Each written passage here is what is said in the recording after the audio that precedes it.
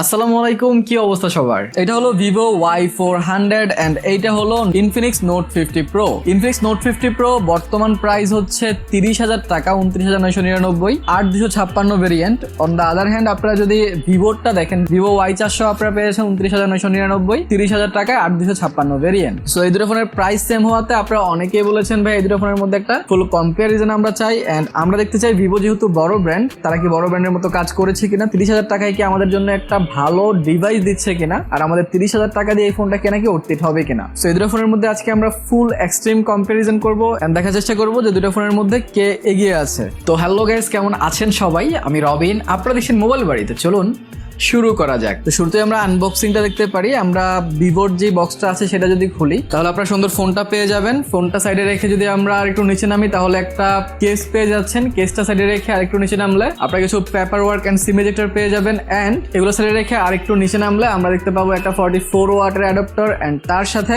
একটা type C কেবলও পেয়ে যাচ্ছেন আপনারা। ইনফিনিক্সের বক্সটা খুললে ফোনটা তো আপনারা পেয়ে যাচ্ছেন। ফোনটা সাইডে রেখে আরেকটু নিচে নামলে 90 ওয়াটের অ্যাডাপ্টার পাচ্ছেন আর একটা টাইপ সি কেবলও পেয়ে যাচ্ছেন।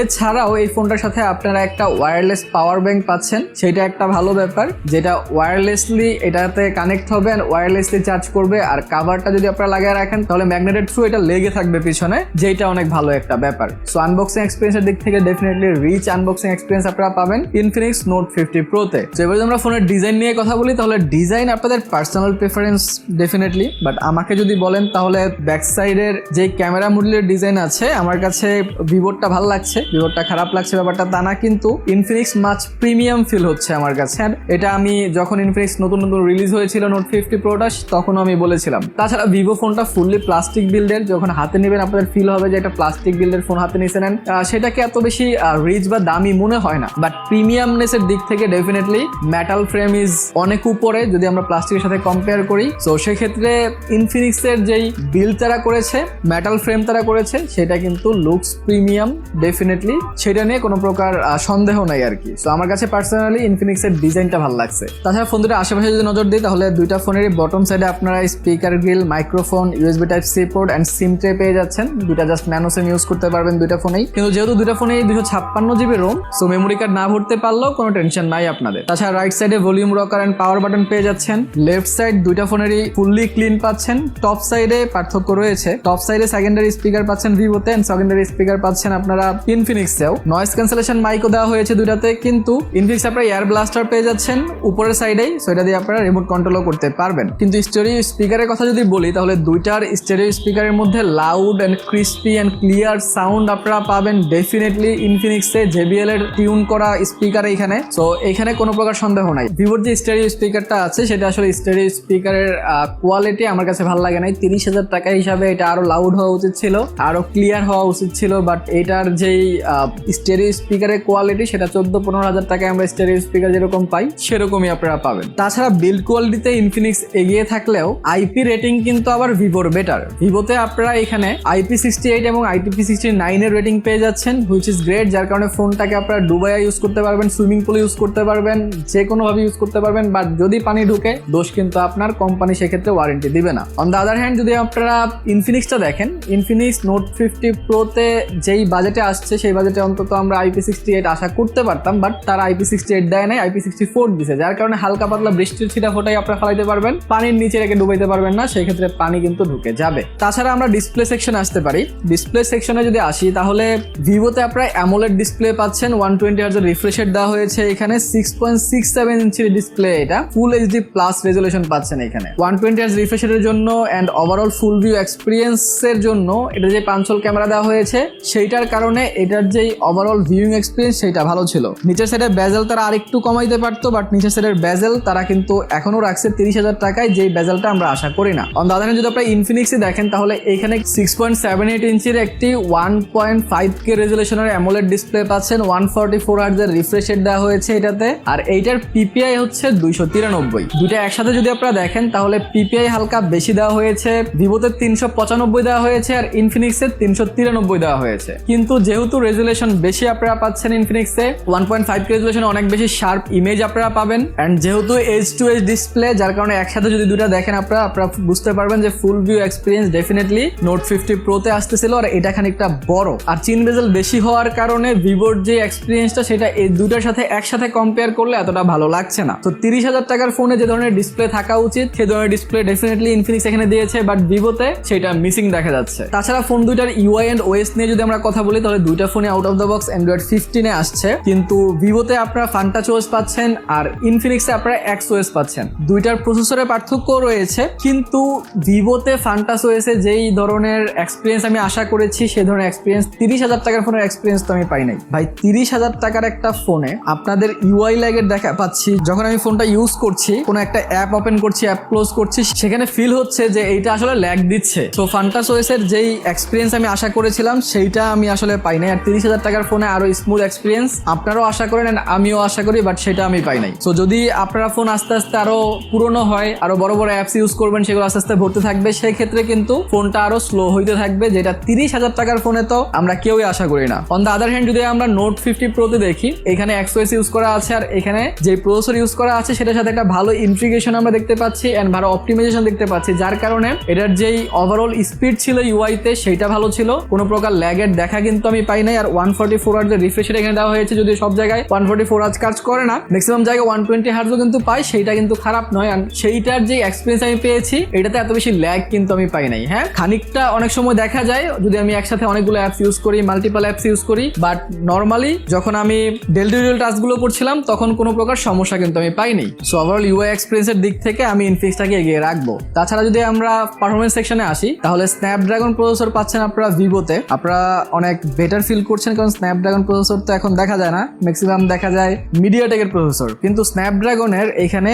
685 আপনারা পাচ্ছেন। এটা একটা 4G চিপসেট। এখানে 4G লেখার কারণ হচ্ছে 5Gর জন্য স্ন্যাপড্রাগনের 685 যেটা আসে সেটার পারফরমেন্স কিন্তু আলাদা, আর 4Gর জন্য যেটা আসে সেটার পারফরমেন্স আলাদা। এটার আন্তত বেঞ্চমার্ক দেখলে আপনারা ক্লিয়ার হইতে পারবেন যে এইটা আসলে কিরকম পারফর্ম করে। 3,79,000 স্কোর করছে এটা আন্তততে। তো 3,79,000 স্কোর আমরা 15, 16, 17,000 টাকার ফোনে দেখছি অলরেডি। 30,000 টাকার ফোনে এই স্কোর মানায় না। যদিও G100 আলটিমেট ইনফিনিক্সের যেটা দেওয়া হয়েছে সেটাও যে অনেক ভালো চিপসেট তা না, 4.5 লাখের মতো স্কোর করে, বাট স্টিল এইটা থেকে বেটার ওইটা, এটা থেকে বেটার কাজ করবে ওইটা। দুটাতে আমি গেমিং করেছি, আমি ভিভোতে বেশ কিছুক্ষণ গেমিং করেছি, আপনারা দেখতে পারেন যে গেমিং এক্সপিরিয়েন্স কেমন ছিল, বাট দ্রুত ঠান্ডাও হয়ে যায়, কিন্তু যেহেতু ল্যাগ পাবেন আপনারা, তো সেই ক্ষেত্রে খানিকটা সমস্যা হবে আপনাদের গেম খেলার ক্ষেত্রে। But on the other hand note 50 তো আমি গেমিং করেছি, নোট 50 গেমিং এক্সপিরিয়েন্সও দিচ্ছি। দুটার গেমিং এক্সপিরিয়েন্স যদি আমি একসাথে নিয়ে কম্পেয়ার করি তাহলে খানিকটা ল্যাগ কম পেয়েছি আমি ইনফিনিক্সে, যেহেতু এটার প্রসেসর বেশি আর এটার অপটিমাইজেশনও ভালো। সো ডেফিনেটলি হালকা গেমিং এক্সপিরিয়েন্স বেটার আপনারা পাবেন